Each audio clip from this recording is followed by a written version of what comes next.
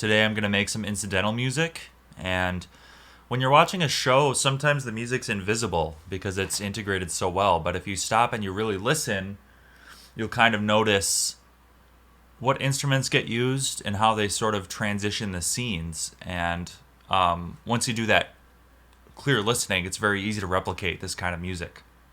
So let's go ahead and do that. While we listen, pay attention to what instruments you hear. And then if you have some aural skills background, pay attention to if you're hearing non-tonal instruments like percussion. And then if you hear tonal instruments, try and cue into what patterns and contour they do. And I'll talk about that after we listen to this example, and you can compare your notes to mine. So here we go. To the principal secretary.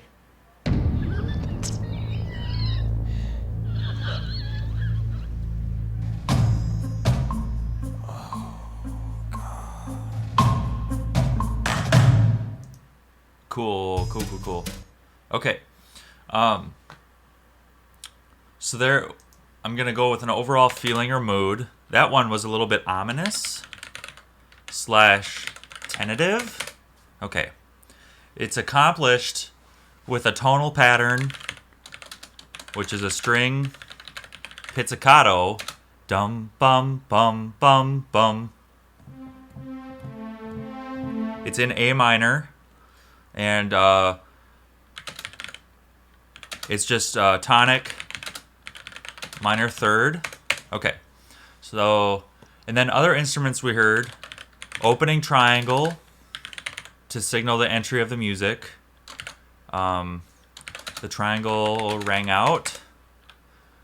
Then we had the wood block with a somewhat syncopated pattern like jow, jow, jow, jow, jow. Normally when I do this, I would probably sit with a piece of paper and just quick write out like little rhythms that would work. We also heard low strings right away. Do. Yeah. So that'll pedal tone in low strings, tonic. And then what else did we hear? I think we might have to listen to it again. But we did hear like some drums, like some chom, chom. So we've got hits, drums, doing hits. You know, like 1 and like 1 and 3 and, you know, that kind of thing. So let's listen to it again and I'll get some more details. Full time by becoming the assistant to the principal secretary.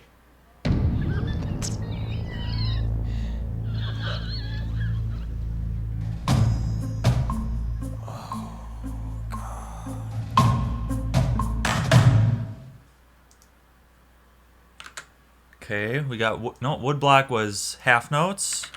Dum, dum, dum, dum. There was a low echo drum on first hit. Okay, so let's start with that. And I'm going to load up my instruments now, and then we'll try composing something similar. All right, so I made 2 versions, and I used the Berlin Symphony, and then I also used East-West. And I'm going to comment on them. I think one is superior, and it has to do with reverbs built into the sample libraries. I only have the Berkeley version, so it's just one mic position for this library. So let's have a listen.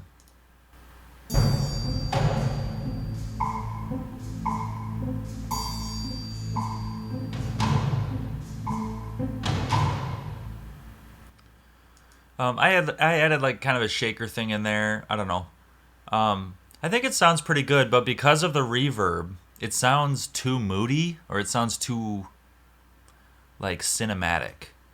So I made another one with the Hollywood Orchestra, and that I took the reverbs off, or like I put a small room reverb on the wood block, and I've never really messed with the reverbs, and I think that's pretty handy to do that.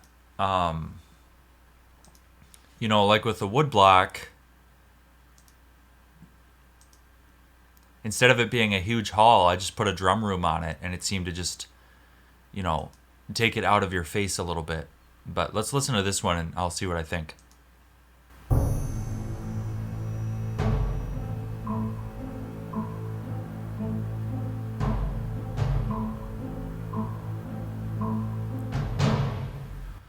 Now, one thing I think is that I would have to spend some time, even though it's like, I think it's more on the money because it sounds less distant overall. I think it would take more time to mix this because I don't know. It sounds like they're all in different rooms. You have to use certain libraries for certain genres, I think, you know. I mean, if I was doing like regular film scoring, this would be fantastic.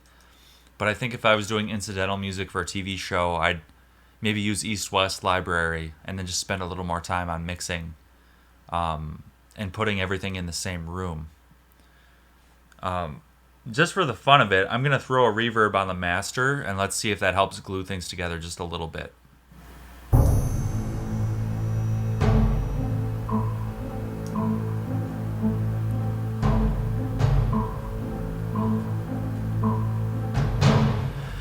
Yeah, I'd say that helped a lot. You know, I'm going to turn that off now so we can hear what a difference that made.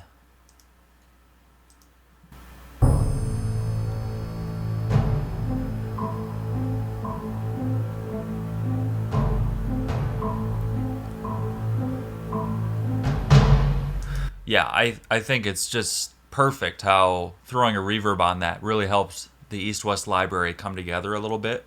So, you know, I think having dry sounds is good because you can always add a reverb, right? But if your samples are wet already, you might get shoehorned into having, you know, only certain genres that you can write for.